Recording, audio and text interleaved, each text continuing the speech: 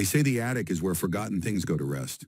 Old memories, dusty relics, echoes of the past. But sometimes things up there don't stay forgotten. Sarah never considered herself superstitious. A cozy apartment, a cup of tea, a suspenseful movie. That was her perfect Saturday night. The rain tapping against her window only added to the mood. But on this night, something felt off. A thump from the attic above. Just the building settling, she told herself. She turned up the volume, forcing herself to focus. But the sound didn't stop. It got louder. The unease curled around her like a shadow. She shook it off, switching to something lighthearted, stepping into the kitchen for a snack. Then she saw them, shadows flickering beneath the attic door. They moved, shifting unnaturally in time with the rhythmic thumping. Her breath caught. Her stomach tightened. She should have left. She should have called someone.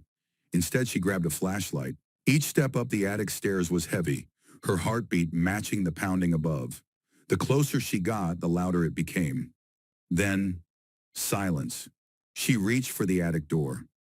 Just as her fingers touched the handle, the sound returned. But this time it wasn't knocking. It was a whisper saying her name.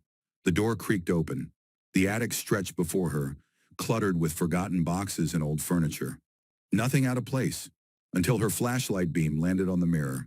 Her breath turned to ice. The reflection staring back wasn't hers. It was something else.